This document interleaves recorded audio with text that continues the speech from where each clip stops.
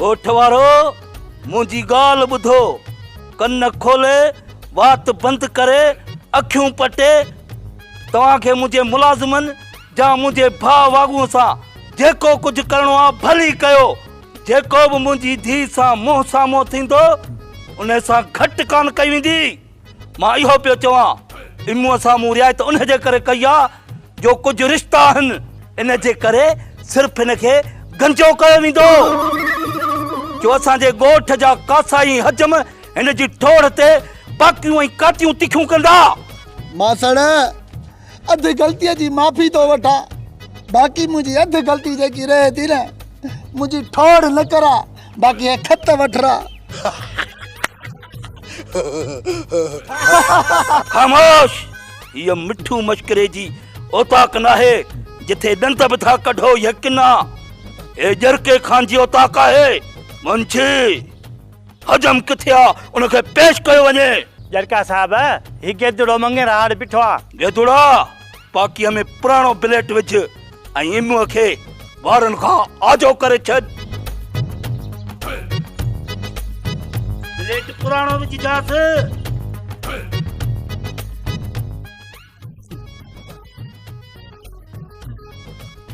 जरका साहब ये तो सही हो।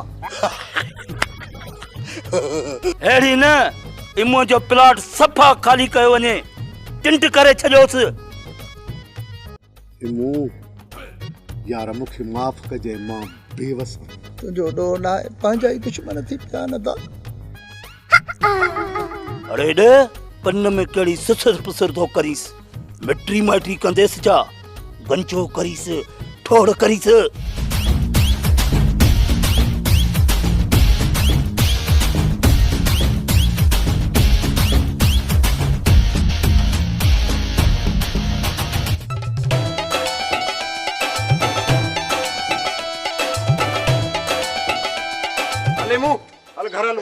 काजे अञा सजा रहला। ओ मासर जड़का या केड़ी सजा रहला, ए तू असा मा केड़ी दुश्मनू पियो कढी।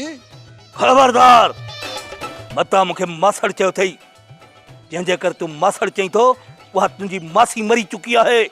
मासड़ जरका पलांत में ठोड़ कराईस न, हाणी छडी मौके दा सा वठी वञूस, अञा कारो मुंह करे कॾहिं से विहारी देस ना। मासड़ न चप।